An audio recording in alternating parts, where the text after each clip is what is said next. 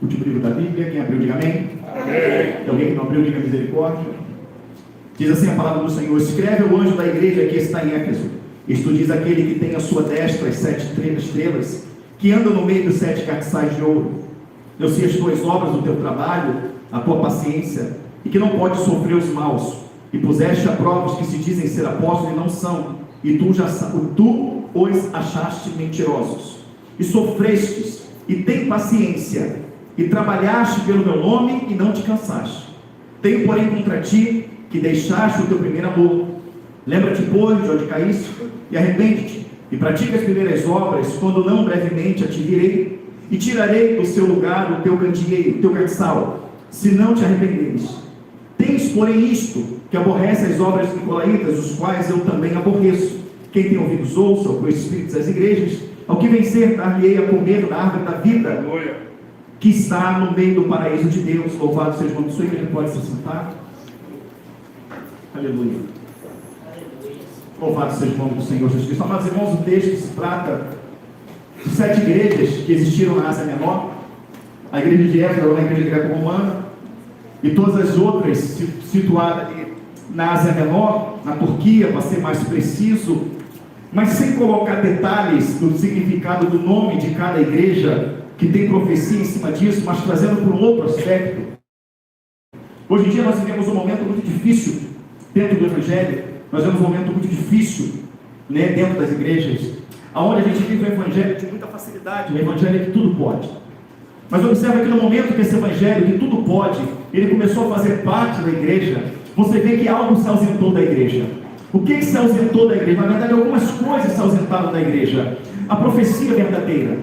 Quando eu digo profecia verdadeira, é aquela manifestada pelo Espírito Santo de Deus. É aquela que, quando ela é dita, ela se cumpre. Se afastou da igreja também o batismo com o Espírito Santo de Deus, porque eu me recuso a acreditar que batismo com o Espírito Santo de Deus é somente para fazer as pessoas pularem dentro da igreja. Não, ela traz resultado para aquilo que é útil, ela converte em conversão de almas, amém? Então os dons do Espírito Santo, o batismo com o Espírito Santo, a paz, o gozo, a longanimidade, a benignidade, que são características do Espírito Santo de Deus. A coisa mais difícil que você via antigamente era um cristão sair do sério. Eles apanhavam, eles eram chicoteados, eles ficavam em prisão, e você não via eles perdendo o equilíbrio espiritual que eles tinham. Hoje se perde o equilíbrio por qualquer motivo, por qualquer coisa. O crente está arrancando os cabelos, as curas, as libertações, as manifestações demoníacas, o nome do Senhor sendo glorificado, demônios sendo expulsos. Isso você já não vê mais dentro das organizações eclesiásticas denominadas igrejas.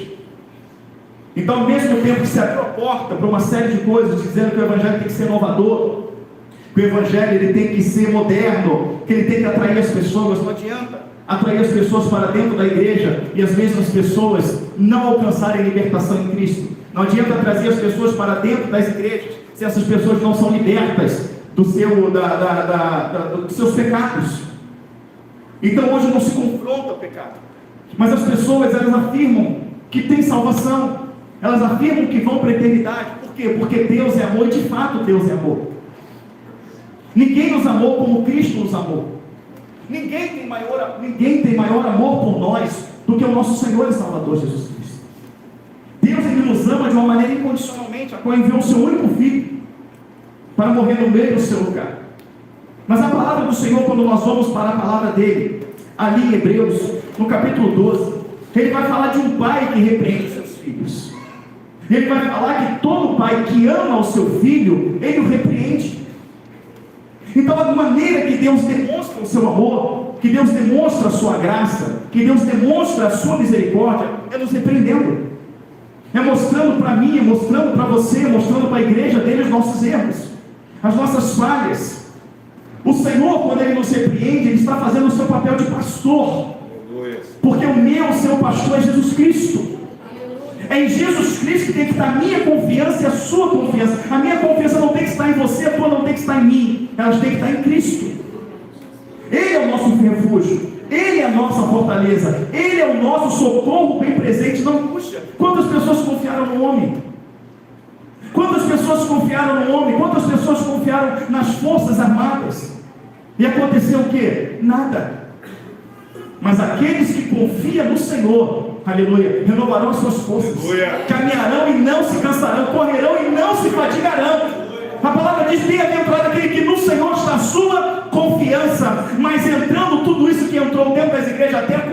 Deus foi quebrada. Porque onde não tem palavra, não há fé. E aonde não há fé, não se agrada a Deus. Aonde não há fé, não há operação de maravilhas. Aonde não há fé, não há batismo com o Espírito Santo. Aonde não há fé, não há cura, não há quebra de cadeias, não há liberdade de prisão aos presos. Quando nós vamos para Isaías, no capítulo 61, está escrito: aqui o Senhor veio, aquele foi ungido, o Espírito do Senhor Jeová está sobre mim, porque o Senhor me ungiu para pregar boas novas aos mansos, a proclamar liberdade de prisão aos presos. Olha o que a palavra fala: restaurar os contritos de coração, a proclamar o ano aceitável do Senhor, o dia da vingança do nosso Deus. Cristo, ele veio para isso, pôr em liberdade aquele que estava preso. Mas quando Cristo é assunto aos céus, antes de ser assunto aos céus, ele fala que assim como o Pai o enviou, ele envia a nós, no mesmo Espírito, na mesma unção, dizendo ainda que obras maiores nós faríamos. E quando nós olhamos o retrato da igreja, a igreja ela não está em ascensão, a igreja está em declive. Igreja em ascensão não é número de templos, igreja em ascensão não é número de pessoas, membros. Igreja em ascensão é onde cresce o número de salvos, de pessoas arrependidas. E isso nós não estamos vendo. Então não há repreensão. E quando eu vou para a palavra do Senhor Jesus Cristo, que foi revelada a João, quando estava preso na ilha de Patmos, aproximadamente ali 85 anos depois de Cristo, já estavam numa graça assim ou não? O Senhor, ele fala para a igreja daquela época, e observa que todas as coisas boas que aquela igreja fazia, Deus observou, sim ou não? Por que Deus observa as coisas boas e as coisas ruins? Porque a palavra fala que o nosso Deus, que nós temos, ele pesa uma balança justa. Pesa em uma balança justa. Já viu aqueles pais que só cobra dos filhos, só cobra, só cobra, não elogia, não vê as coisas boas que o filho faz, e aquele filho fica revoltado no quarto: meu pai só reclama, só fala das coisas ruins, não vê as coisas boas, não vê que eu tirei uma nota boa, ele não vê que eu lavei o banheiro hoje, ele não vê que eu não vou para a rua, que eu não tenho mais amizade, meu pai só me cobra, não me dá um carinho, não me dá atenção, não percebe as coisas boas que eu faço. Não tem filho que reclama assim? Deus não tem. Mas esse Deus, o da Bíblia, o Deus verdadeiro, o Deus vivo, ele consegue ver todas as coisas que essa igreja faz. E o que ele demonstra para essa igreja é o seu amor. Ele fala para essa igreja: eu conheço as tuas obras. Escreve ao anjo da igreja que está em Éfeso: isso diz aquele que tem na sua destra as 7 estrelas, que anda no meio dos 7 castiçais de ouro. Está revelado lá no início de Apocalipse, quando João viu milhares e milhares de anjos que voavam ao redor do trono, e tinha 7 castiçais no meio, 7 castiçais semelhante ao Filho do Homem. Este Filho do Homem, Jesus Cristo Nazareno. Então é Ele é que está mandando escrever. Ele é, amados irmãos, o verdadeiro, o justo, o fiel. É Cristo que está revelando, falando: olha, igreja, eu sei das tuas obras, eu sei o teu trabalho. Jesus está falando assim: olha, eu sei que não é fácil você sair de casa, eu sei que hoje é dia 1º, você poderia estar com a sua família, podia estar passeando, mas você está aqui. Você que está em casa, parou tudo para poder assistir o culto. Deus está vendo o seu esforço. Deus sabe que muitas das vezes é cansativo sair do trabalho e vir para o culto. Deus sabe que é cansativo muitas das vezes você levantar de madrugada e orar. Deus sabe que muitas das vezes abrir mão de um sábado para vir para a consagração, passar o dia todo na igreja, fazendo limpeza na igreja, organizando as coisas da igreja, não é fácil. Muitas das vezes você sai do trabalho tarde, encarar um trânsito, chegar aqui numa quarta-feira, não é fácil. Sair para fazer um culto no lar no final de semana, sair para fazer uma visita. Ele está falando: eu estou vendo o seu esforço. Eu estou vendo que você poderia ler mais, mas eu vejo o teu esforço quando lê. Poderia orar mais, mas eu vejo o teu esforço quando você ora. No pouco que você ora, eu não desprezo. O pouco que você lê, eu não desprezo. A obra que você faz em mim, eu não desprezo. Tudo isso eu estou vendo, tudo isso eu me alegro. Eu vejo que você prega, que você fala da minha palavra. É um amigo, é um colega, é um vizinho, é um parente. Você está sempre trazendo a minha palavra. Eu vejo muitas das vezes o teu temor. Quando o diabo bate a porta e oferece um prato, né, um prato atrativo desse mundo, eu vejo o teu esforço quando você diz não. Eu vejo. Então tudo isso me agrada, tudo isso me alegra. Porém, eu tenho algumas poucas coisas contra ti. Eu tenho contra ti que que você abandonaste as primeiras obras, que você abandonaste o primeiro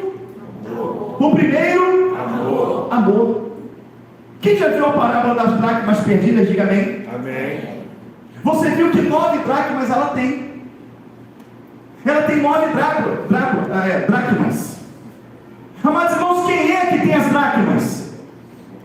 A mulher. Quem é a mulher? É a igreja, amém? A mulher é a igreja, ela tem as dracmas. O que são as dracmas? As dracmas, meu amado, as 9 que está na mão dela, as 9 dracmas que está na mão dela, está em Coríntios capítulo 12, 1 de Coríntios capítulo 12, aonde ele fala acerca dos dons espirituais. Não quero que sejais ignorantes. Vocês eram, gentios, levados aí dos mundos conforme era guiado, mas agora pelo Espírito, aleluia, é dado, pelo Espírito é dado a palavra da sabedoria, pelo Espírito é dado a palavra da ciência, pelo Espírito é dado a palavra da fé, operação de maravilhas, aleluia. E você vai ver que ele vai descrever 9 dons, é as 9 dracmas que está na mão dela, mas uma dracma está perdida. Qual é a dracma que está perdida, aleluia? É a dracma do capítulo 13 de 1 Coríntios, aleluia, que ele fala: ainda que eu tivesse a língua dos anjos, ainda que eu falasse a língua dos anjos dos homens, ainda que eu tivesse o dom de profetizar, ainda que eu desse o meu corpo para ser queimado por alguém, ou dividisse todas as minhas riquezas com os pobres, se eu não tivesse amor, eu seria como metal que retine e como sino que soa. Porque o amor não se conduz de maneira inconveniente, o amor não se ufana, o amor não se ensoberbece, o amor ele não arde em ciúmes, o amor ele é paciente, o amor é benigno, o amor tudo sofre, tudo crê, tudo suporta, tudo espera. Aquela dracma perdida que a mulher havia perdido, e ela procura, e nada faz sentido para ela. Ela tem 9 dracmas na mão, mas nada faz sentido se ela não achar a 10ª dracma. Então o Senhor está revelando por esta parábola, aleluia, que uma das dracmas seria perdida, e essas dracmas é o 10º dom, e a palavra do Senhor vai dizer que todos os dons são importantes, mas o 10º ele é o maior. Então há uma revelação de que a dracma perdida era a 10ª dracma, que é o 10º dom, que é o amor. E quando ele repreende, ele fala: tu está fazendo a obra, tu está correndo atrás, tu está louvando, tu está adorando, tu está fazendo madrugada, tu está fazendo visita, mas tu abandonou o amor. Você abandonou o amor. As suas primeiras obras, aquela obra que você viu uma vida e se compadecia por ela, que alguém pecava, você orava para ele se levantar, você estendia a mão, você de fato fazia o papel de bom samaritano. Tudo que importava para você é vidas. Agora o que importa para a igreja, na sua maioria, não falando aqui, mas na sua maioria, o que importa é a posição que cada um assume dentro dela. O que importa é se eu vou ter oportunidade de cantar, se eu vou ter oportunidade de tocar, se eu vou ter oportunidade de pregar, se eu vou ser levantado a pastor, se eu vou ser levantado a obreiro. E se eu não sou levantado a obreiro, se eu não sou levantado a pastor, se eu não tenho um cargo, se eu não tenho nada naquela igreja, eu vou embora, eu vou para outra. Ainda digo que estou enterrando o meu ministério. Se é ministério, se foi Deus que deu, ninguém enterra. Porque agindo Deus, ninguém pode impedir. O único que enterra o ministério é aquele mesmo que o recebeu. Judas enterrou o ministério dele, Judas se vendeu. Saul enterrou o ministério dele, se vendeu. Balaão enterrou o ministério dele, se vendeu. Mas ninguém enterra aquilo que Deus te deu, a não ser você mesmo. Aleluia. Mas há algo que a igreja perde, algo de muito valor. Se você pegar essa passagem da igreja de Éfeso, se você pegar a passagem da dracma perdida, é a mesma coisa. É necessário fazer exegese do texto para você entender que o Senhor está falando a mesma coisa. E ele fala: mas não adianta a igreja triunfar, não adianta profetizar, não adianta falar língua, não adianta triunfar nesse mundo, se não tiver amor, nada vale. É como um metal que ressoa, o sino que tire. E aí, para que não haja dúvida que eu digo que amo, e na verdade não amo, ele tem as características do amor. Não, você está dentro da igreja, a igreja que ama, a igreja que recebe, a igreja que acolhe, mas tem ciúme no meio da igreja. Isso não é amor, porque não arde ciúmes. Está se desobedecendo, se colocando num pedestal: só eu que posso, só eu que faço, só eu que sou bom. Não, o amor não se desobedece. Há uma facção contra o irmão, contra a irmã. Não, o amor não suspeita mal. Ah, mas esse irmão é complicado, esse irmão é difícil, levanta e cai, não toma posição, esse irmão tem que tomar vergonha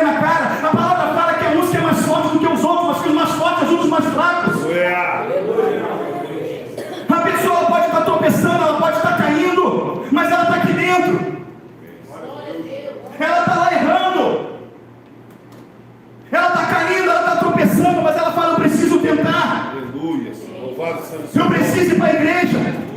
Eu preciso buscar. É lá que eu vou mudar. É lá que eu vou me transformar. Mas aonde a pessoa chega querendo fugir do pecado, querendo se libertar das cadeias, é no lugar onde ela vai ser mal olhada. É no lugar que ela vai ser desprezada. Não, é aqui. O amor tem que constrangê-la. O ambiente que ela encontra, que é a igreja, tem que ser um ambiente que o acolhe muito mais do que o mundo, porque o mundo está aí para acolher. Mas o mundo acolhe para a perdição, o mundo acolhe para o engano. Mas a igreja tem que acolher para a salvação eterna.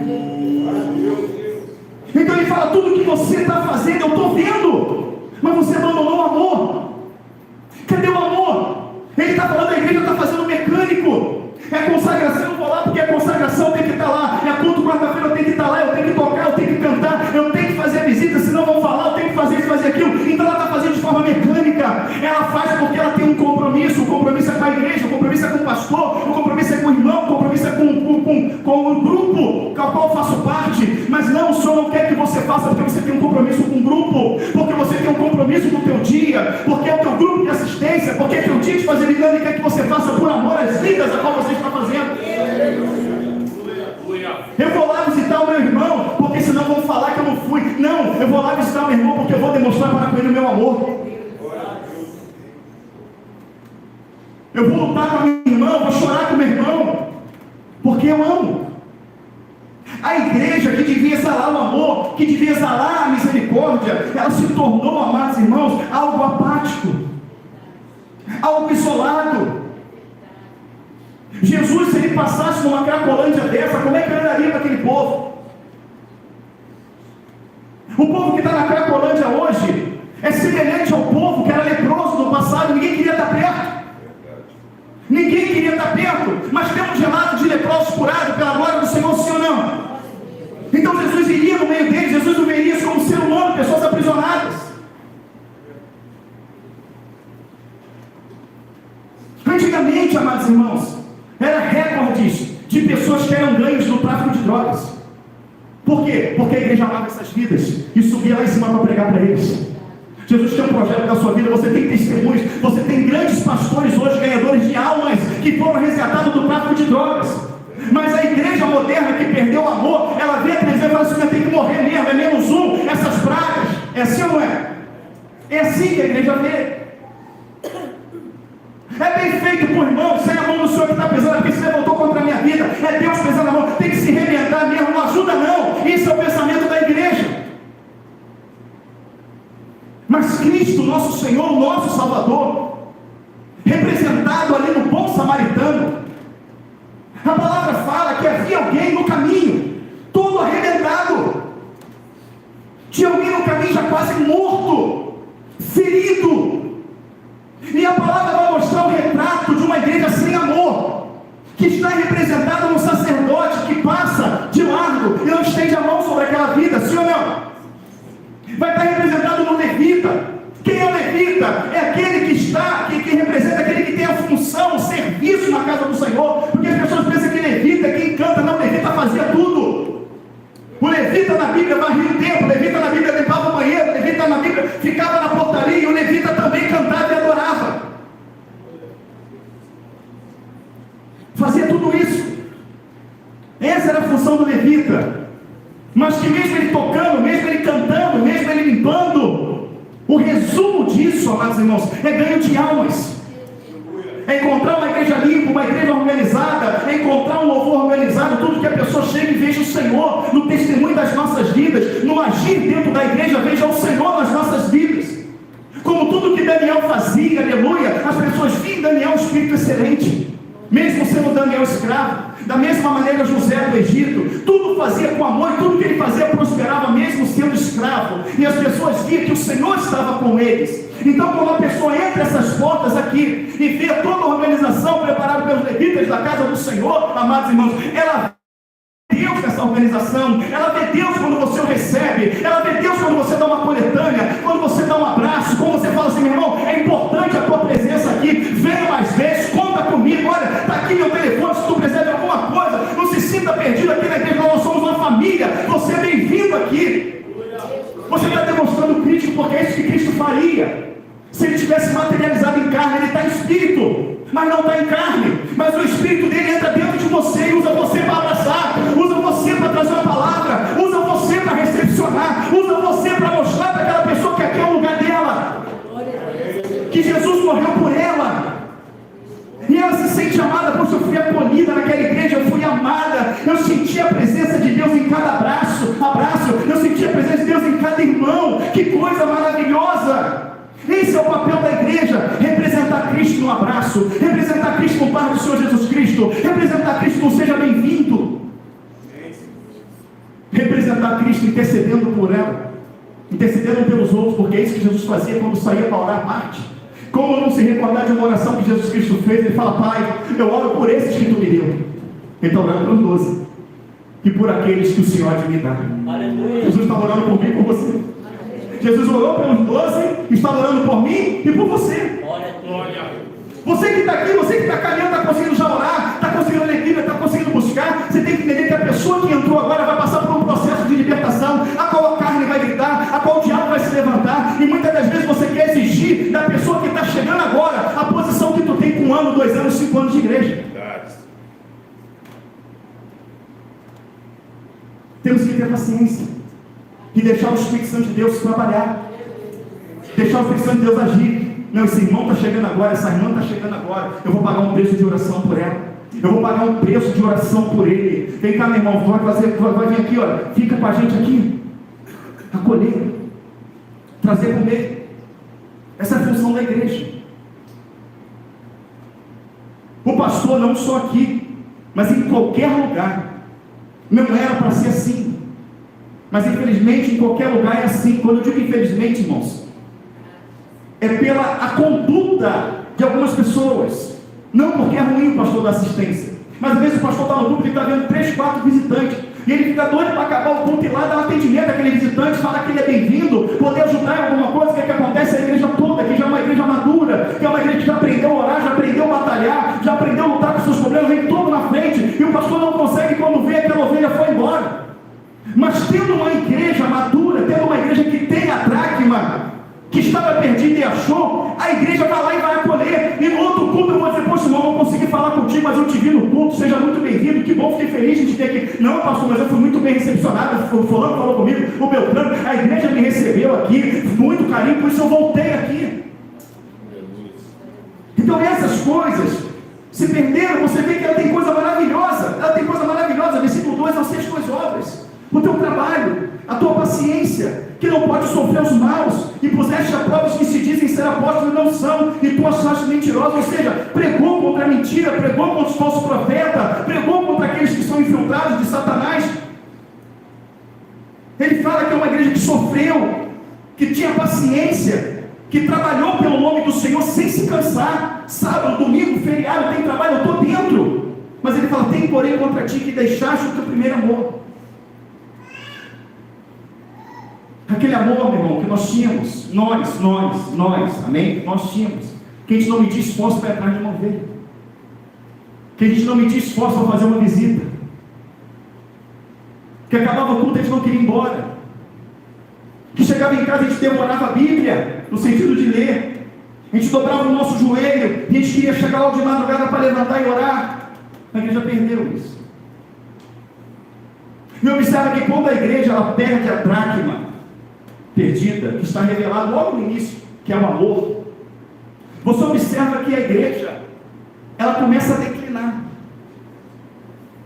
Quando ela perde o mais importante, que é o amor, a visão espiritual dessa igreja fica afetada. Quando chega a igreja de Esmirna, Esmirna significa cheiro suave, cheiro agradável, ou seja, é uma igreja que a adoração dela chegava como incenso suave, como cheiro agradável diante do Senhor. Ela é uma igreja que ela não sofre. Quando você lê a Esmirna, olha o que o Senhor fala no versículo 8: ao anjo da igreja que está em Esmirna, escreve isso, diz o primeiro e o último, que foi morto e reviveu: eu sei as tuas obras, a tribulação e pobreza, mas tu és rico. Era uma igreja pobre, mas ela era rica na presença de Deus. A blasfêmia dos que se dizem judeus e não são, mas são a sinagoga de Satanás. Nada temas das coisas que há de perecer. Eis que o diabo lançará algum de vós na prisão, para que sejais tentados. Tereis uma tribulação de 10 dias, ser fiel até a morte, dar-te a coroa da vida. Quem tem ouvido os outros do Espírito das igrejas. que vencer na coroa da vida. Ele não repreende essa igreja, repreendeu? Não repreendeu. Foi uma igreja que andou perfeita aos olhos do Senhor. Foi uma igreja que, quando houve a repreensão, ela acendeu a antena, se consertou, e quando chega no capítulo 2 ela está tranquila. Mas quando você vê o capítulo 2, logo na primeira igreja de Éfeso, ele fala assim: vocês têm lutado contra a doutrina dos nicolaítas, sim ou não? E alguém sabe dizer o que é a doutrina dos nicolaítas? Eu vou dizer para você o que é a doutrina dos nicolaítas, eu vou resumir para você. Foi a doutrina hierárquica dentro da igreja. Exemplo, né? Pela misericórdia de Deus, eu estou pastor. E aí a obra começa a crescer, começa a crescer, começa a crescer. É necessário se levantar mais um pastor. E levanta-se mais um pastor na mesma igreja, no mesmo tempo. Aí alguém chega e fala assim: não, mas olha só, ele foi levantado a pastor, agora ele vai ter o mesmo cargo que você. Não pode. Você já está há muito tempo, você ensinou ele. Então não pode ter o mesmo o mesmo cargo. Você não pode ter de igualdade. Tem que se elevar mais. E aí criou-se bispo, arcebispos, cardeais a ser bispos, e foram criando mais. Hoje no mundo evangélico tem o quê? Tem apóstolo primaz, tem doutor em divindade, mas o que tem no negócio aí? Tem tudo, então foi se criando. Tem pastor que ele vai ser anunciado em determinados congressos, que se você não falar tudo o que ele é, ele não sobe no púlpito. Porque estamos aqui com conferencista internacional, doutor em divindade, PhD, PhZ, PhA, BCD, tal assim, sei que lá, tal, pastor fulano de tal. Se você não falar tudo, ele não sobe, tem que anunciar tudo que ele tem. Então lá na igreja de Éfeso, eles lutavam contra aqueles que tinham essa doutrina. Mas quando chega na igreja de Pérgamo, de Hiper, de Grande, de Gamia, ela já tolera, ela já aceita, ela é contaminada. O anjo da igreja que está em Pérgamo, versículo 12, escreve isso, diz aquele que tem a espada aguda de 2 fios. Eu sei as tuas obras, e onde habitas, que onde está o trono de Satanás, e tens o meu nome, e não negaste a minha fé, ainda nos dias de Antipas, minha fiel testemunha, o qual foi morto entre vós, onde Satanás habita. Mas uma poucas coisas tenho contra ti, porque tens lá os que seguem a doutrina de Balaão, os quais ensinava a Balaque a lançar tropeços diante dos filhos de Israel, para que comessem do sacrifício da idolatria. Assim tens também os que seguem a doutrina dos nicolaítas. Então aquilo que a igreja de Éfeso lutava, quando ela perde o primeiro amor, quando ela perde a unção do Espírito Santo de Deus, na parte que se refere ao amor, há uma cegueira espiritual. E ao longo do tempo da igreja, porque as 7 igrejas da Ásia, ela marca um tempo profético. Você quer saber o tempo da volta do Senhor? É só você estudar sobre as 7 igrejas da Ásia, sobre os 7 períodos da igreja representada nessas 7 igrejas, que vai de Éfeso, amados irmãos, a Laodiceia. Você saberá o tempo que antecede a vinda do Senhor, que é o tempo que nós vivemos. Mas esta igreja, por ter perdido a dracma e não ter corrido atrás dela, que lutava, que enxergava que aquilo não era da parte de Deus, queriam ser maior do que o outro, queriam ser melhor do que o outro, que eu prego mais, que eu canto mais, que eu faço mais, que eu toco mais. Eles viram que isso não era de Deus e que isso ia trazer uma enfermidade para a igreja, e eles lutaram contra aquilo. Mas quando chega na igreja de Pérgamo, a doutrina dos nicolaítas já entrou. A doutrina de Balaão já entrou. O que Balaão fez? Balaão se vendeu. Balaão se vendeu para amaldiçoar o povo de Deus. Amados irmãos, quando você sai da direção do Senhor, quando você sai da direção do Espírito, quando você perde a dracma, que é o amor, você não vai trazer vida, você vai trazer morte. Você não vai trazer o avanço da obra, você vai trazer enfermidade da mesma. Então as pessoas só olham para as 7 igrejas e vê o tempo profético, que é o tempo profético do fim. Amém? Mas há muita revelação aqui dentro. E qual foi a consequência de perder o primeiro amor? Ela chega na 4ª igreja, Tiatira, e ele fala de tudo que ele aprova nessa igreja. Fala: eu tenho porém contra ti, que toleras Jezabel. Essa mulher Jezabel se diz profetiza, mas ela engana o meu povo e faz o meu povo comer das suas idolatrias. Olha o que ele fala, é muito sério. Só que quando você vai estudar sobre a igreja de Tiatira, preste atenção nessa mensagem. A igreja de Tiatira, ela se dá início no ano 313 da era cristã. 313 13 anos depois de Cristo, inicia-se a igreja de Tiatira. E quando o Senhor fala para a igreja de Tiatira assim, eu te dei tempo para você se arrepender, é que na história da igreja, ela foi a igreja mais antiga. A igreja de Tiatira, ela nasce no ano 313, e ela vai até o ano 1755. Muito tempo. Irmãos, é muito tempo, é 1400 anos quase, que deu tempo para se arrepender, não se arrependeu. E nós sabemos que no ano 303 depois de Cristo, não havia Jezabel, porque Jezabel ela existiu quase 500 anos antes de Cristo. Ela foi esposa de Acabe, que levou o povo a se prostituir com a idolatria de Baal, sim ou não?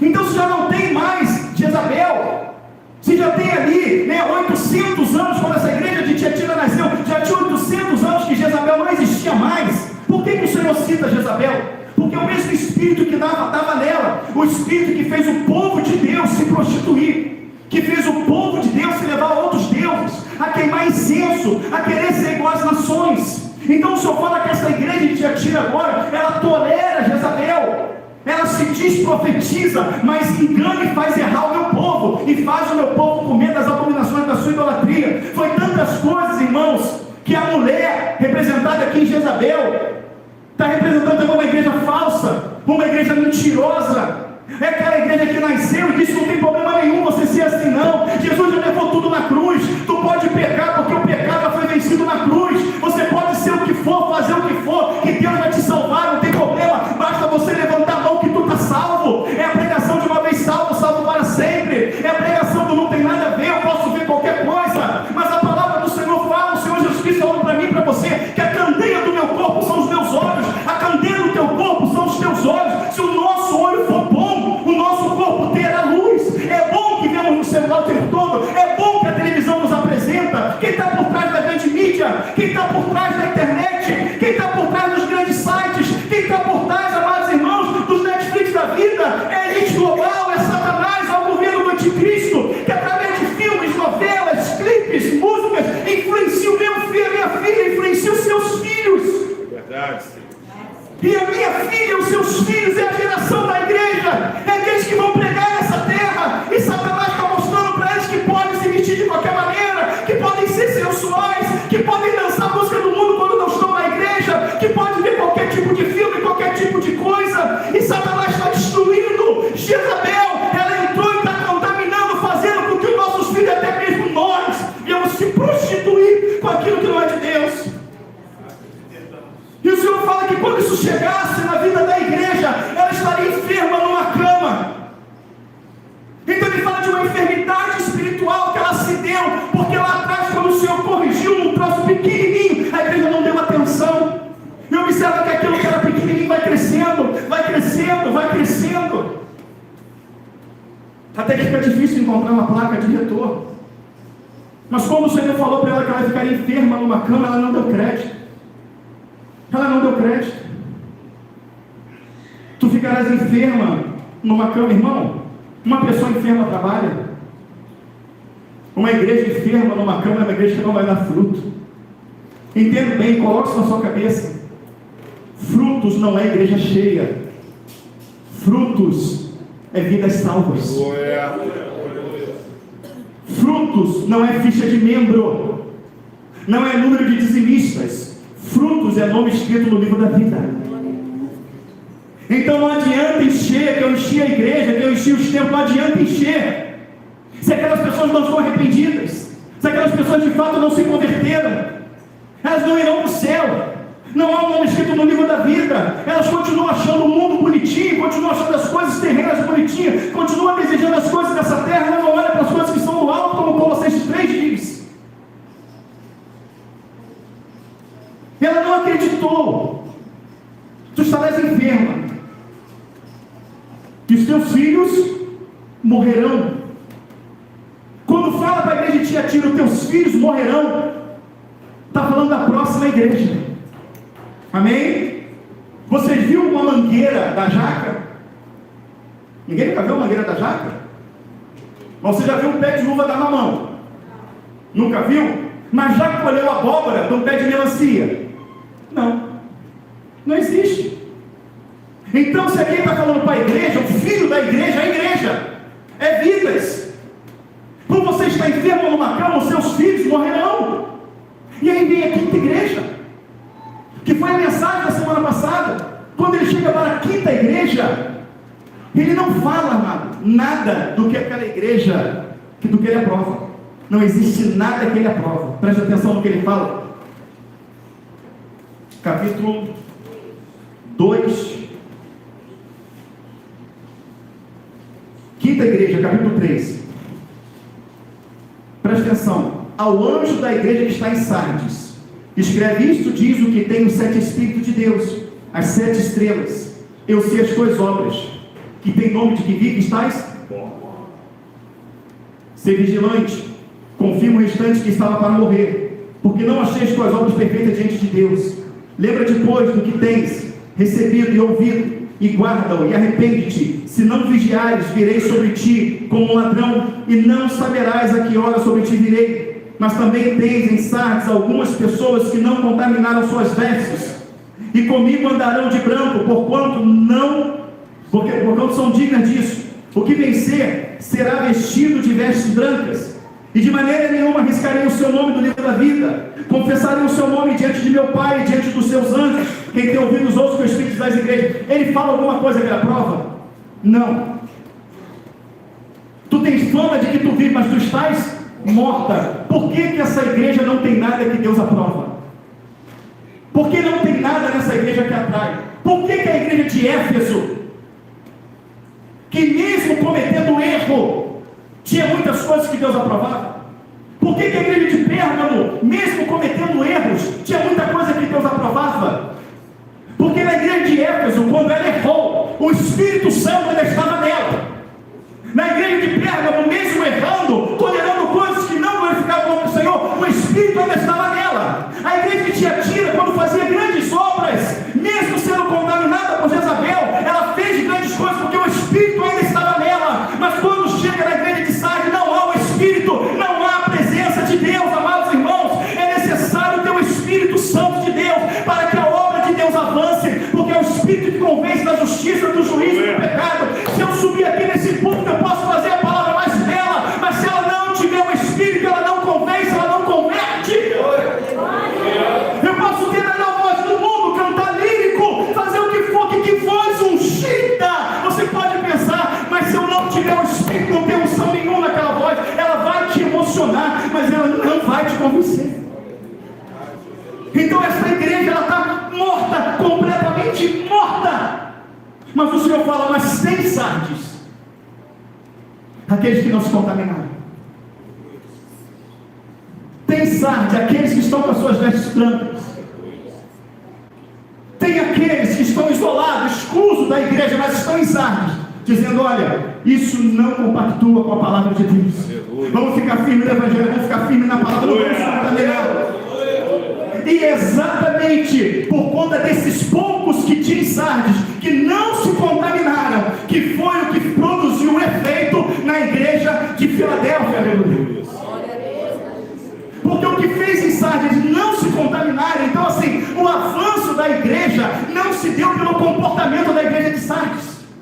O avanço da igreja não se deu pelo comportamento, amados irmãos, pela posição espiritual da igreja de Sardes, mas se deu pelos que em Sardes não se contaminaram. Aqueles que não se contaminaram permaneceram orando, permaneceram buscando, permaneceram fiel na palavra, e eles vão aparecer agora como Filadélfia. Eles aparecem agora como Filadélfia. Versículo 7, capítulo 3. Ao longe da igreja que está em Filadélfia, escreve isto, diz o que é santo, o que é verdadeiro, o que tem a chave de Davi. Quando fala chave de Davi, meu irmão, a chave da eternidade. O que abre ninguém fecha, e fecha ninguém abre. Eu sei as tuas obras. Este diante de ti pus uma porta aberta, salvação. Ninguém pode fechar. Tendo pouca força, guardaste a minha, e não negaste o meu. Mesmo tendo pouca força, ela fez o quê? Guardou a palavra. A corrupção era grande, as influências eram grandes, a investida do espírito de Jezabel era grande. Não, tu pode se vestir assim. Não, tu pode usar o cabelo igual ao mundo. Não, tu pode falar igual ao mundo. Sim, tu pode naquela danceteria assim. Tu pode beber isso sim, tu não pode se embriagar. Não, tu pode sim ver esse programa. Não, tu pode estar no meio deles. Ela não, foi difícil, foi perseguida, foi chamada de fanática,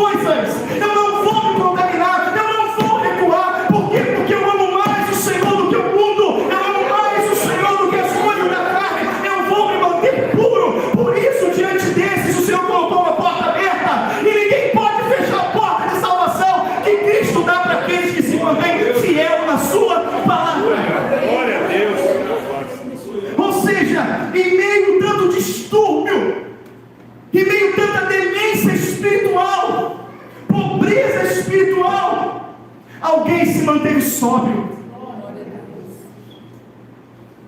Alguém preservou o Espírito Santo dentro dele, em meio a uma igreja morta. Agora imagina, aleluia, Jesus.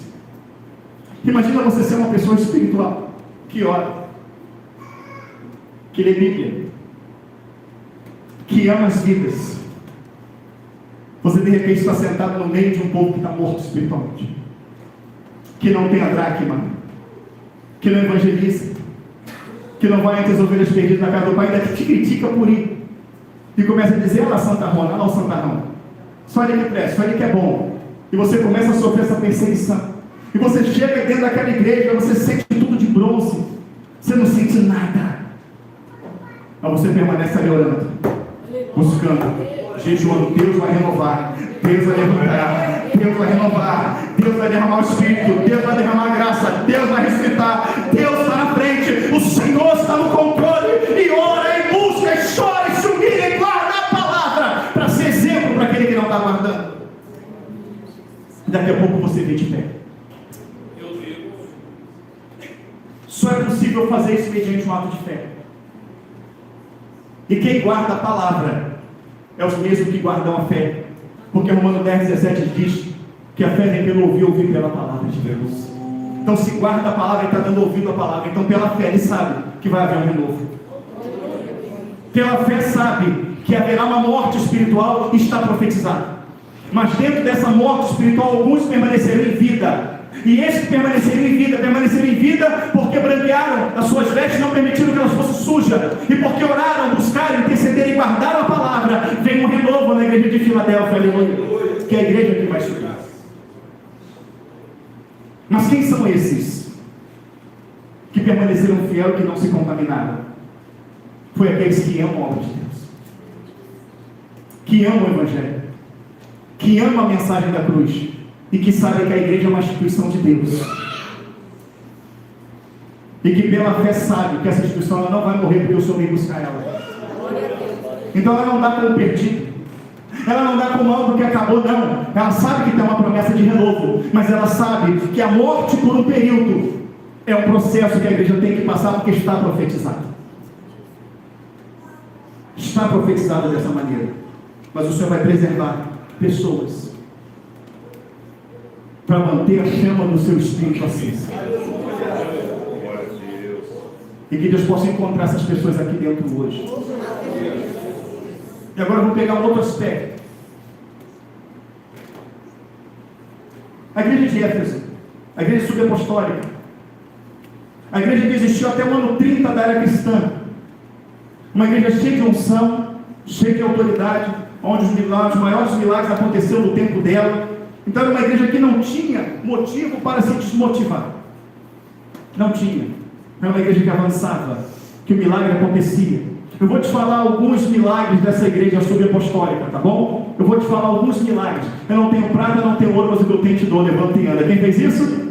Pedro. Eu vou te falar alguns outros milagres dessa igreja subapostólica, onde Paulo está pregando, ele entra à madrugada pregando, o Eutico cai lá do terceiro andar, se quebra todo, cai morto. Quando acaba Paulo de dar toda aquela aula, toda aquela instrução, todo aquele sermão, Paulo vai lá já com o dia amanhecendo, toca em Eutico levanta, aleluia, louvado seja o nome do Senhor. A retrato da igreja subapostólica é aquela que Pedro está preso, mas Pedro está preso, e ele não foi preso antes que ele visse Tiago morrer, ser decapitado na frente dele, e eles falam, vamos matar Pedro amanhã, e Pedro está preso. A igreja subapostólica é aquela igreja que ficou orando durante a madrugada enquanto Pedro estava preso, e o Senhor foi lá, aleluia, com seus anjos, e soltou Pedro da prisão, e não levou Pedro a outro lugar, não ser na igreja onde o povo estava, para que o povo visse o valor da oração. O que uma oração faz?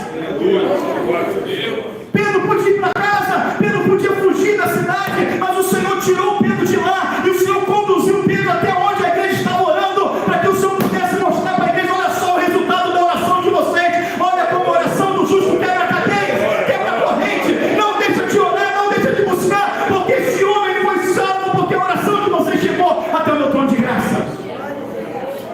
É muita revelação que vem na Bíblia para nós aprendermos. Alguém orou por Pedro, alguém intercedeu por Pedro, que o Senhor foi lá e soltou da prisão. Esses são alguns milagres da igreja subapostólica. Milagres como a conversão da família de Cornélio, em Atos 10. Milagres como o de Atos capítulo 8, onde Filipe estava na sua casa, e o anjo aparece para Filipe e fala: Filipe, vá para Jerusalém, vá para o caminho que desce de Gaza, lá de direito o que fazer. E quando ele chega onde o Senhor falou, havia um mordomo, superintendente mor da rainha de Candace, que tinha ido em Jerusalém para ver a adoração. Ele queria aprender de Deus. Ninguém deu atenção para ele em Jerusalém, ninguém o recebeu, ninguém ofereceu amor. Quando ele falou que queria conhecer de Deus, ele falou: tem um pergaminho ali, compra e se vira. Aquele homem compra o pergaminho, ele senta no seu carro sem entender nada. Mas quando ele perguntou às pessoas que não lhe deram atenção, a não ser venderam o pergaminho, ele perguntou de coração sincero que ele queria conhecer Deus. Eu quero dizer para você que é um coração quebrantado e contrito, o Senhor não revela. Se você entrou aqui no intuito de conhecer Deus, Ele está se revelando a você agora, através dessa mensagem, aleluia. E Ele tira Filipe de casa, Ele tira Filipe lá da sua cidade, Ele leva Filipe a Jerusalém para o caminho que desce de casa, porque havia 3 caminhos que chegavam a Jerusalém. Fala: vai para o caminho de Gaza. E quando chega lá, aleluia, ele vê esse mordomo, superintendente da rainha de Candace, responsável por todos os seus bens, um homem de posição, um homem de confiança da rainha de Candace. Ele está dentro do carro, e o Espírito Santo fala para Filipe: Filipe, chega mais perto desse carro, chega mais perto. Filipe chega perto, e quando Filipe chega perto, aquele homem está lendo Isaías 53, quem deu prego a nossa pregação, quem se manifestou o braço do Senhor, foi como um cordeiro perante o mundo, perante ele, não abriu a sua boca. Ele fala assim, Filipe pergunta àquele homem: entendes tu que lê? Que aquele homem pergunta para Filipe: como entenderei, se não há quem me explique? Se a palavra fala que Filipe subiu no carro e começou a ensinar o homem a Escritura. Você está preparado para ensinar a Escritura para alguém? A palavra fala que eu tenho que estar sempre pronto a explicar qualquer que for a razão da minha fé. Você está pronto? Todos aqui queriam que Deus tirasse você de casa. Vai em tal lugar, vai no Complexo do Alemão, vai em Bom Sucesso, vai em Madureira, vai, sei lá, em Campo Grande, pega um ônibus, vai para outro país, vai para outra cidade. Pega um avião, vai para outro país, procura a pessoa assim, assada, e diz isso. Quem queriam viver? Quantos queriam viver isso? Diga amém. Amém. Mas você está preparado, biblicamente falando, para abrir a boca e responder todas as perguntas e dúvidas dela?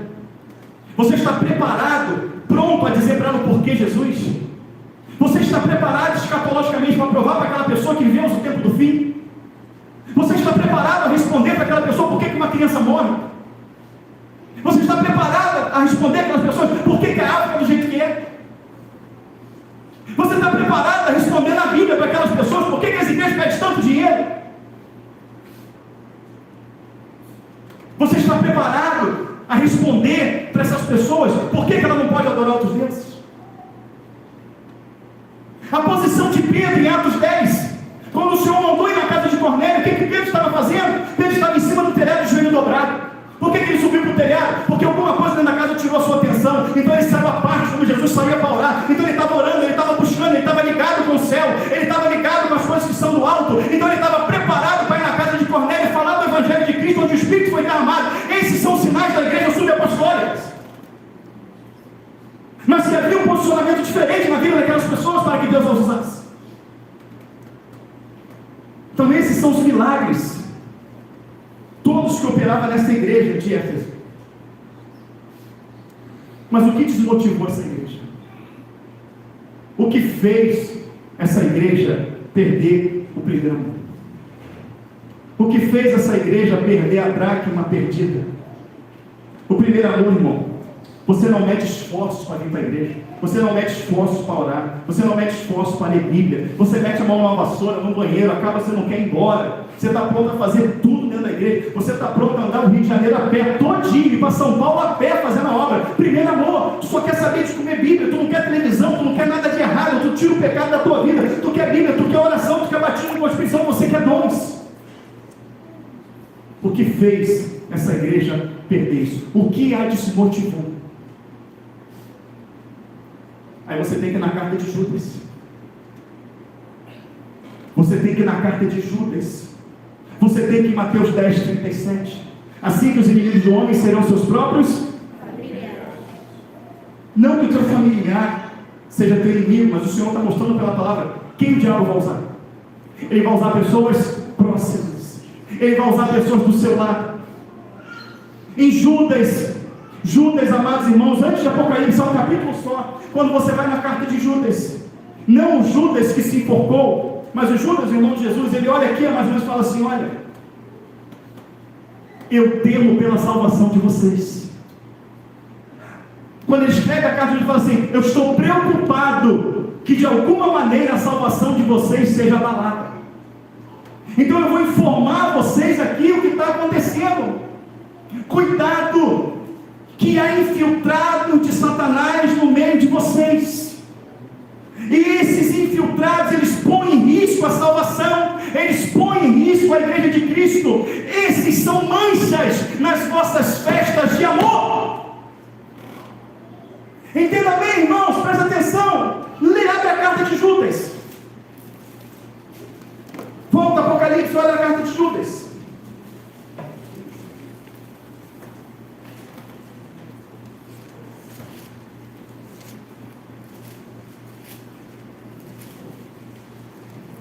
Amém? Ele diz assim, eu vou ler bem rápido a partir do versículo 3. Amados, procurando eu escrever-vos com toda a diligência acerca da comum salvação. Então, a preocupação de Judas aqui era com o quê? Salvação. Era com cargo eclesiástico? Era com templo? Era com dinheiro? Com casa? Não, ele está falando acerca de quê? Salvação. Tive por necessidade escrever-vos e exortar-vos a batalhar pela fé que uma vez foi dada aos. Batalha pela tua fé, batalha pela tua salvação. Ele está falando, vão tentar fazer com que tu perca a tua salvação, vão tentar fazer com que você perca a fé. Batalha, lute. Agora, de que maneira vão tentar contra a minha salvação? De que maneira vão tentar contra a minha fé? Ele vai falar versículo 4, porque se introduziram alguns. Tem visto, meus irmãos, que a carta de Judas foi escrita nesse tempo da igreja subapostólica, no tempo da igreja de Éfeso. Versículo 4. Porque se introduziram alguns, e já não estavam escritos, para este mesmo juízo, homens ímpios, que convertem em dissolução a graça de Deus, e negam a Deus, único dominador e Senhor nosso Jesus Cristo. Mas quero lembrar-vos, como quem já uma vez soube isto, que havendo o Senhor salvo um povo, tirando da terra do Egito, destruiu depois os que não creram, e aos anjos que não guardaram o seu principado, mas deixaram a sua própria habitação, reservou na escuridão em prisões eternas até o juízo daquele grande dia. Está falando que essas pessoas que se introduzem, que vão botar, amados irmãos, ali em risco a minha salvação e a sua salvação, já há um juízo decretado sobre elas. Amém? Versículo 7. Assim como Sodoma e Gomorra e as cidades circunvizinhas, que havendo se corrompido com aqueles, indo após outra carne, foram postas, por exemplo, sofrendo a pena do fogo eterno. E contudo também estes, semelhantes, adormecidos, contaminam a sua carne, rejeitam a dominação, vituperam as autoridades. Mas o arcanjo Miguel contendia com o diabo e disputava a respeito do corpo de Moisés, e não ousou pronunciar juízo de maldição contra ele, mas disse: o Senhor te repreenda. Ou seja, amados irmãos, há pessoas que estão adormecidos, que contaminam a sua carne, mas que eles rejeitam a dominação, eles vituperam as autoridades da igreja. Mas assim como o arcanjo Miguel não pronunciou palavra de juízo contra Satanás, mas disse: o Senhor te repreenda, o Senhor está falando, não execute palavra de juízo contra seu irmão. Não traga palavra de juízo sobre aqueles que você está vendo que estão se levantando, que você está vendo que é usado por Satanás. Você não levante palavra de juízo contra ele. Deixa isso com o Senhor. O Senhor te repreenda, o Senhor trata contigo. Porque você pode entrar na palavra do joio e do trigo, aonde fala: vamos arrancar o joio. O Senhor não arranca o joio, porque pode arrancar o trigo junto. Versículo 10. Estes, porém, dizem mal do que não sabem. São pessoas que não fazem uma visita, que não fazem a obra, não fazem o evangelismo, não participam de nada, mas está sempre criticando, está sempre julgando, está sempre tacando pedra. Não falam, eles falam do que não sabem. Dizem mal, fala mal da irmã. A irmã pegou ali, se lançou para orar. desce o marido na irmã. A outra se lançou para cuidar das crianças, não tinha ninguém, aí desce o marido na irmã. A outra se lança para fazer faxina, desce o marido na irmã. A outra se lança para fazer uma festinha para a criança, desce o marido na irmã. Aí não tinha ninguém no portão, o irmão se lança para ficar no portão, desce o marido no irmão. E ensinou, faz um grupo para ficar no portão, desce o marido. Aí levanta o grupo de obreiros, desce o marido dos obreiros. Nada está bom para aquela pessoa. Isso existe nas igrejas, sim ou não? Sim. Vou chegar lá. Versículo 10: estes dizem mal do que não sabem, e daquilo que naturalmente conhecem, como animais irracionais se corrompem. Ai deles, porque entraram pelo caminho de Caim, e foram levados pelo engano do prêmio de Balaão, e perecerão na corrupção de Corá, na contradição de Corá. Quem conhece a rebelião de Corá? O que mais tem dentro de igreja é rebelião. E Judas já está falando lá atrás. Havia um alerta do Senhor lá atrás. Versículo 12: estes são manchas em vossas festas de amor, fraternidade, ou de amor, banqueteando-se convosco, apacentando-se a si mesmo, sem temor. São nuvens sem água, levadas pelos ventos de uma para outra parte. São como árvores murchas, infrutíferas, 2 vezes mortas, desarraigadas, ondas impetuosas do mar, que escumam as suas mesmas abominações, estrelas errantes, para os quais está eternamente reservada a negrura das trevas. E desde profetizou também Enoque. Deixa até aqui. Esses são manchas nas vossas festas de amor. No original é amor, ágape. No original é ágape. Esses mancham as vossas festas, ágape. A igreja se reúne em amor. A igreja se reúne em comunhão. A igreja se reúne em paz. A igreja se reúne para congregar. Às vezes fazemos uma festividade no amor, com carinho, cada um se esforça um pouquinho, mas aquele bolo que a irmã trouxe não está legal, aquele arranjo ficou feio, a quem escolheu essa cor está horrível. Ou seja, amados irmãos, sempre tem direcionado por Satanás. Para quê? Para minar aquela obra que foi feita. Não importa a cor, não importa se o arranjo ficou maior ou menor, o que importa é que ele foi feito com amor. Porque de repente aquele bolo que veio sem recheio foi de uma irmã humilde que pegou as moedinhas que tinha e comprou para fazer aquele bolo com amor, mas a outra tinha mais condições e fez ele enfeitado, mas o amor empenhado naquele bolo é que importa.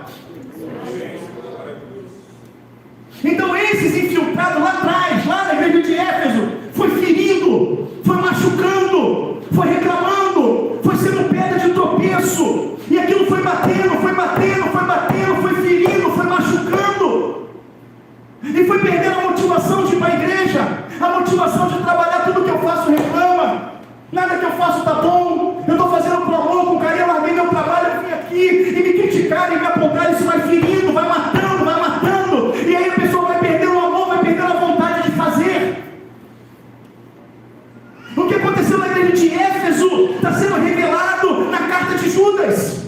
Quem está entendendo, diga amém. Porém foi avisado, vai estar no meio de vocês, ou seja, mesmo que fale, continua fazendo, mesmo que se levante, continua fazendo, mesmo que reclame, continue fazendo, mesmo que te fira, continua fazendo, porque quanto mais Jesus era ferido, mais ele tinha vontade de carregar a cruz por você.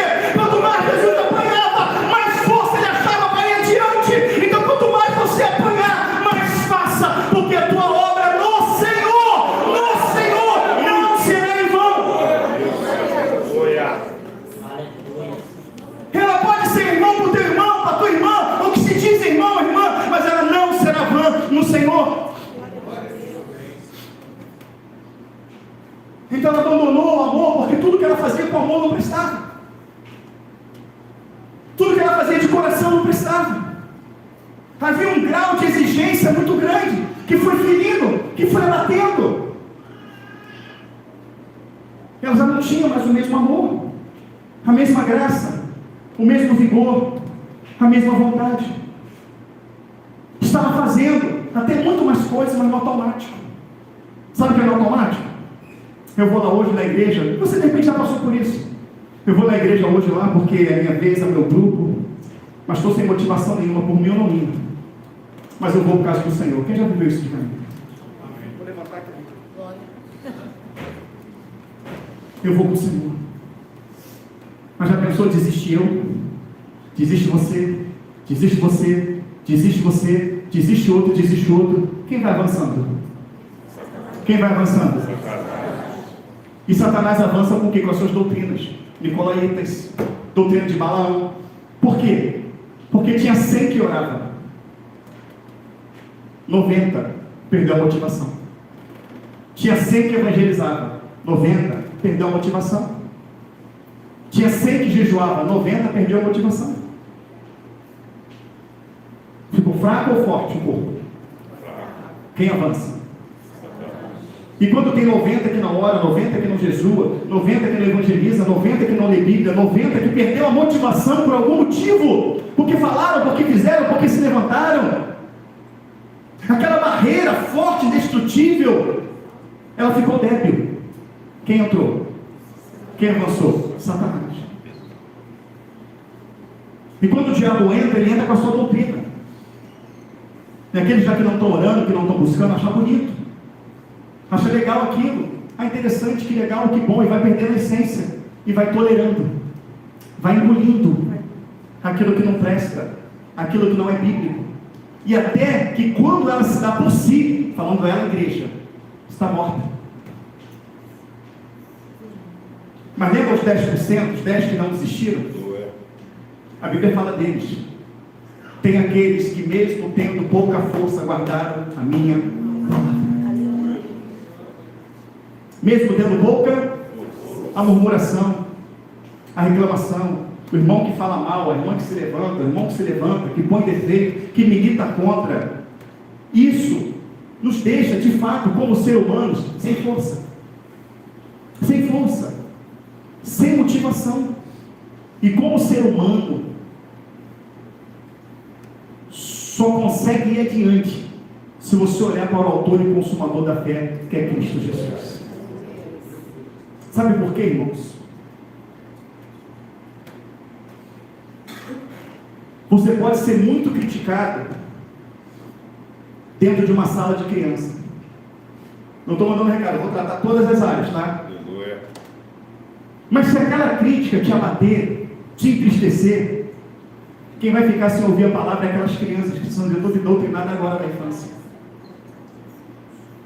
Se você desmotivar lá no portão porque falaram, porque te acusaram, porque te apontaram, o portão vai ficar vazio e aquela pessoa não vai receber aquele aperto de mão, aquele sorriso que Deus te usa para dar. Se você parar de orar porque reclamaram, porque falaram, a igreja vai ficar sem cobertura de oração. Se você não quer ser mais obreiro porque você pregou e reclamaram da tua pregação, ou que você fala manso, ou que você não dá um tapa no púlpito, ou que você não grita, porque cada um tem uma característica. Eu não me esqueço de um rapaz que entrou aqui dentro da igreja, que ele estava sentado exatamente aqui onde está sentado o Rodolfo. E o irmão Andrei, quem conhece o irmão Andrei sabe, o irmão Andrei é o famoso fala mansa. Manso, sereno e tranquilo. Calmo, sereno e tranquilo. É o Andrei. Num domingo, a igreja lotada, com temor e tremor, ele chegou a mim e falou assim: pastor, o Senhor me deu uma palavra para hoje. Deus testificou na hora no meu coração. Sou eu sim. Falei: meu irmão, está aqui o microfone. O Andrei pregou sem dar um grito. E observava algumas pessoas. Porque não foi o pastor Elvis. Idolatria. Deus usa quem quer na hora que quer. O irmão aqui pregando, sereno. Quando acabou o culto, a pessoa desceu aqui e falou assim: olha, hoje eu ia dar cabo da minha vida, mas Deus falou comigo nessa mensagem. Você pode glorificar o nome do Senhor? Você pode exaltar o nome do Senhor? Não pregou de repente como você queria, não pregou como você esperava, mas o Espírito Santo falou daquela maneira, aquele homem que ia tirar a sua vida e que até hoje veio à igreja. Uma alma vale mais do que o mundo todo. E critica porque não gritou, porque não deu um tapa no público, porque não falou um xarai, um cantarai, porque não te agradou, mas agradou o Pai, porque uma alma foi salva. Então aquilo desmotiva, Às vezes a pessoa soube que no púlpito ela está sendo preparada. Se hoje, graças a Deus, a gente tem uma certa segurança em trazer uma palavra, porque o Espírito Santo dá, lá atrás não tínhamos. Só Deus sabe para quem nunca subiu no púlpito o que é subir a primeira vez, o que é fazer uma oração. Então a pessoa pega o microfone com medo, pega tremendo, suando frio, cheio de temor e tremor, e de repente vai fazer uma oração atropelando as palavras. De repente aquele irmão vai pregar a primeira vez, ele nunca pregou, ele vai em casa, ele lê o texto todinho, ele sabe o texto de cor e salteado, ele decorou o texto na cabeça, mas quando chega aqui, vai ler, ele começa a gaguejar, ele pula a palavra, ele vai, olha só, olha que o pastor voltou para pregar, olha aí, não, irmãos, uma pessoa que está sendo preparada. Naquele momento, olha, a igreja verdadeira, ela entra no clamor: Senhor, ajuda o teu servo. Senhor, a primeira vez que ele está subindo ali, o nervoso é normal, mas que o teu Espírito traga a paz necessária que ele precisa. Faça dele um obreiro, faça dele um valente, faça dele um pregador da palavra, faça um pastor dessa terra. Senhor, usa a tua serva, usa essa irmã, bota a irmã para orar, todo mundo para em silêncio para ouvir a oração. Isso vai ser bonita, isso vai ser com autoridade. A oração de Ana foi bonita? A oração de Ana na cascada do templo, ela não tinha nem palavra, ela só balbuciava. O próprio sumo sacerdote aqui falou: você está embriagado aqui no templo. Na hora disso, não, Senhor, não estou embriagado, eu estou colocando diante do Senhor a minha angústia. Ele fala: vai para casa que eu recebi a tua bênção. E aquela pedia a Deus era um filho de Deus, deu Samuel. A oração dela era bonita. A oração de Daniel às margens do rio Lai foi bonita. Não tinha palavra. Daniel estava com o rosto prostrado em terra, não havia uma palavra. Mas a palavra fala que aparece Gabriel e falou: Gabriel, o Senhor mandou vir te dar a entender a visão, porque tu é um servo muito desejado. Aleluia. Mas eu quero julgar como vai ser a oração do meu irmão, como vai ser a pregação da minha irmã. Isso vai desmotivando, isso vai matando, vai estraçalhando. E daqui a pouco a pessoa está desmotivada para vir para a igreja. Ela está desmotivada para trabalhar, tem medo de trabalhar. Irmão, nenhum trabalho desta igreja precisa de mim ou de você. Nenhum trabalho. Mas Deus permite para que a gente possa ter o privilégio de poder fazer algo para o Senhor. De fazer algo para o Senhor. Nós vamos ter levantamento de obreiros e de diáconos no domingo que vem. Vamos ter. Vai ter pessoa que fala assim: mas esse irmão? Mas essa irmã? Sim. Por quê, irmãos? Obreiro e diácono é serviço, não é ministério. Mas é através desse serviço que Deus vai fazer deles um ministério. Então vai ter coisas que eles não vão saber fazer, mas a obra, através do Espírito, vai ensinar, vai capacitar, vai amadurecer. Porque nós estamos num corpo, sim ou não? Nós vamos dividir as responsabilidades. Nós vamos dividir os cuidados da alma, das almas. Nós vamos pegar aqui 3, 4 diáconos. Quantos membros da igreja tem? Você é responsável por esse grupo, você por esse grupo, você por esse grupo. Eu vi isso numa igreja, eu tenho que tirar as coisas boas que eu aprendi lá. E ali ele vai ter responsabilidade, como sabe de quem? Como se fosse um pastor. Porque ele vai ver o que é uma ovelha ligar, ele vai ver o que é fazer uma visita. E aí coisas não vão passar despercebidas aos olhos do pastor, porque vai ter um diácono, vai ter um obreiro com ele que vai falar: pastor, olha só, estamos tratando o caso assim, assim, assim e tal, e precisa do auxílio pastoral. Olha, pastor, fulano está sumido aqui do meu grupo por causa disso, eu já levantei. Então nós vamos se ajudar para fazer uma igreja melhor.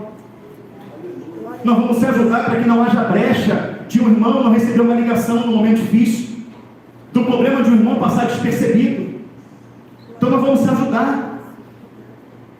Irmãs que olham irmãs de oração, e elas olham e falam assim: poxa, Senhor, eu queria ter essa autoridade, eu queria orar dessa maneira, mas não no sentido de inveja, não, no sentido dela querer aquilo para ela, dela querer participar.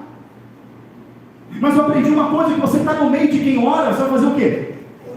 Tu está no meio de quem prega, tu vai fazer o quê? Tu está no meio de pessoas que leem a Bíblia, tu vai fazer o quê? Tu vai ler a Bíblia. Pega um camarada e coloca ele no centro de recuperação. Quando ele chega no centro de recuperação, ele arrepia igual o gato quando vê cachorro. Já viu o gato quando vê cachorro? E ele sai de lá, quer sair, quer fugir, e fica desesperado. Passa uma semana, tu volta lá no centro de recuperação, tem lá no culto cantando o harpa todinho.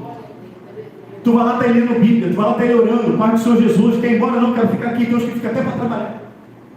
É ou não é? Mas aí, a irmã que ainda não sabe orar, a irmã que não é tímida, não pode estar no meio de quem ora. Como que ela vai aprender? Como que ela vai desenvolver? Irmão, quero estar junto, minha irmã. Pode ficar, fica conosco aqui. E deixa à vontade, não põe para orar não. Deixa crescer. Deixa amadurecer. No seu clamor, ora, Senhor, abre a boca dela. O Senhor dê autoridade a ela. O Senhor amadurece a minha irmã. Vai chegar um dia que você vai se surpreender. Vai chegar um dia que você vai estar no grupo ali, um clamor vai levantar, quando você fala, glória a Deus, ela abriu a boca, glória a Deus, o Senhor está operando, glória a Deus, está matando a timidez, e você está sendo igreja, porque aquela pessoa não está trabalhando sob pressão, ela está à vontade, e aquilo vai fazer com que ela desenvolva. Não quer dizer que você não tem que dar um conselho, mas o que desmotivou a igreja de Éfeso? O que fez ela esmorecer? O que fez ela perder o amor? O que desmotivou você? O que fez você perder aquele primeiro amor? O que fez os teus olhos deixar de brilhar pela igreja que o Espírito Santo te conduziu até ela? Vamos recuperar essa dracma. Porque aquela mulher procurou, e a dracma estava onde? Procurou, a dracma estava onde? A dracma estava onde? Mulher é o quê? Casa é o quê? Sua vida. A dracma está aí. A essência do Espírito Santo de Deus está aí. O amor de Deus está dentro de você. Pode estar perdido, mas se você se colocar diante do Senhor e falar, eu vou procurar essa dracma, eu vou procurar esse primeiro amor que está perdido dentro de mim, aleluia, o Espírito Santo de Deus te conduzirá e você vai achar. Escuta o que eu vou falar para você. Quando aquela mulher achou aquela dracma que estava perdida, qual foi o comportamento dela? Qual foi o comportamento dela quando ela perdeu a dracma? Tristeza, angústia, choro. Como está o teu sentimento agora? Tristeza, angústia, choro. Ela podia se conformar com a dracma que foi perdida, ela podia ficar somente com as 9, mas louvado seja o nome do Senhor, ela não se conformou, e ela procurou.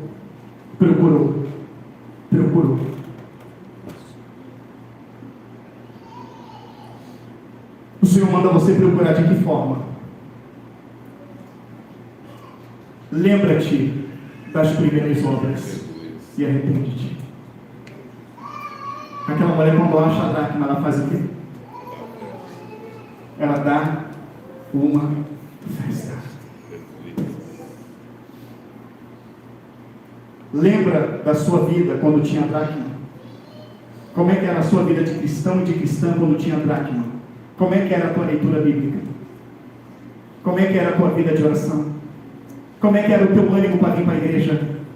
Como era o teu ânimo para vir para a igreja? Como era o teu ânimo participar de uma visita? Como é que era o seu ânimo participar de um estudo? Na reunião de casa de alguém? Como é que era o seu ânimo? De 0 a 10, como é que era? 100. Lembra dessa alegria? Quem se lembra dessa alegria, levante a mão. Lembra desse gozo?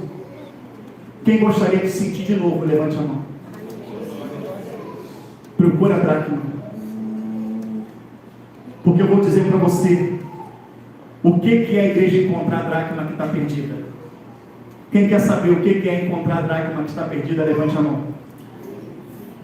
Lê a placa que está aqui atrás de mim em voz alta. 1, 2, 3 e... O último avivamento da igreja. Aqueles que encontrarem a dracma perdida, vai encontrar isso aqui. O avivamento da igreja. Eu não sei se você viu as dracmas dessa maneira, se você enxergou as 7 igrejas dessa maneira, mas há uma dracma que está perdida. E chegou o momento de nós, como mulher, Igreja. Mulher, igreja. Símbolo da igreja, mulher. Procurar essa dracma que está perdida.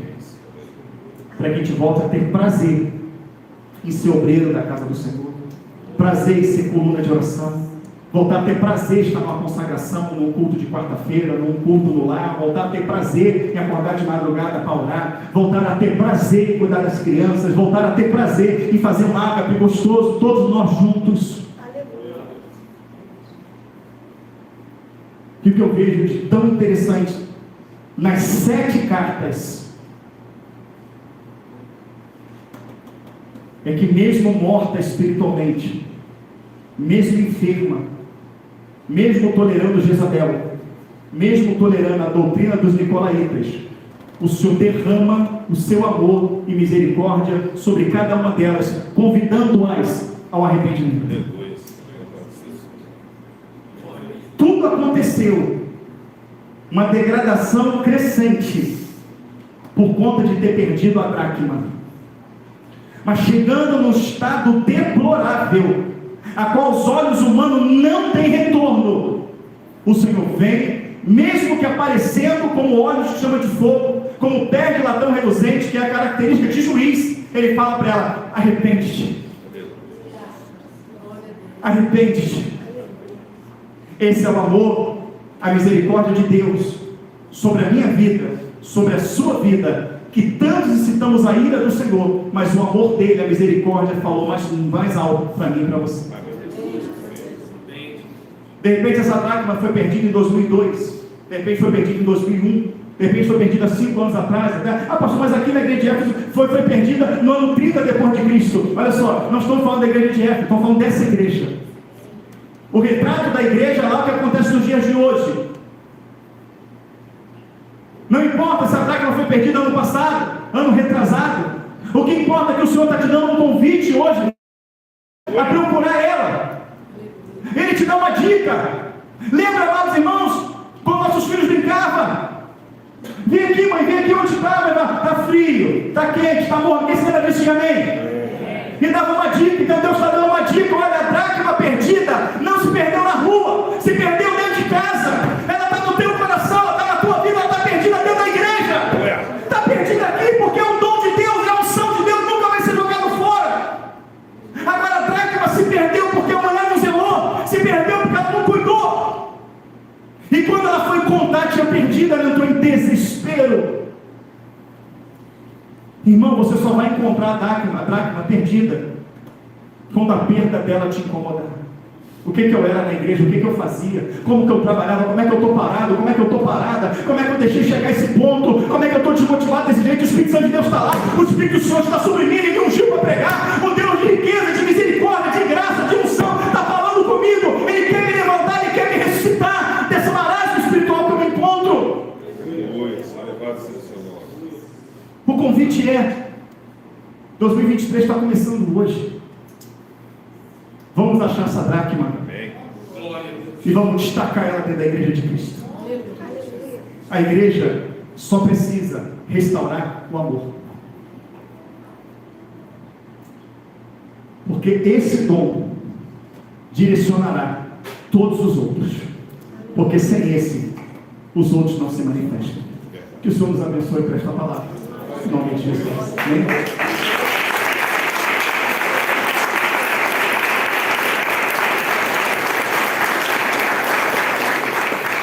Grupo do louvor.